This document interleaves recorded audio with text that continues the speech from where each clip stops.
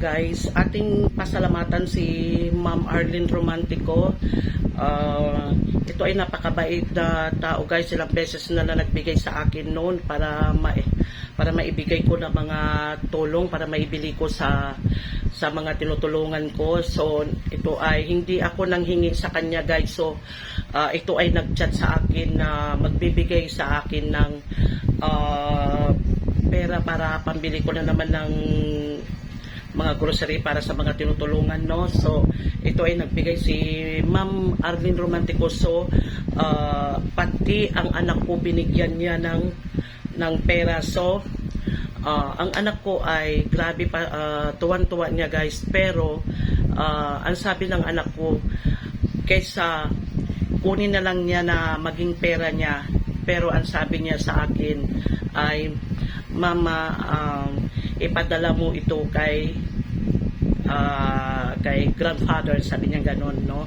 So ito ay yung pera daw niya ay ipapadala ko daw doon sa lolo niya. So ito guys, so ipinadala ko itong binigay ni Ma'am Arlene sa anak ko, no. So binigay ko doon sa tatay ko. So ito ay pinangdagdag rin nila na pinambili ng mga grocery niya na kailangan niya guys. So maraming salamat Ma'am Arlene Romantico. So ang tatay ko ay nagpapasalamat sa iyo. So ito yung video niya, Ma'am Arlene Romantico. Maraming salamat. Ako po, Ma'am Arlene Romantico. Ako po ay pusong nagpapasalamat sa ibinigay ninyong regalo. Wala nang Pasko, wala nang bagong taon, pero napakaganda po ng inyong ipinagkaloob. Happy Valentine, Ma'am. Maraming salamat po dito sa inyong ipinagkaloob. Aba, ay talagang kailangan po namin ito. Ano ba ang trabaho ko? Nakakahiyang sabihin, Ma'am. Namumulot ako ng mga basura, karton, plastic, mga buwan para ibenta sa junk shop. Yun lang po ang ipinagbubuhay namin, Ma'am.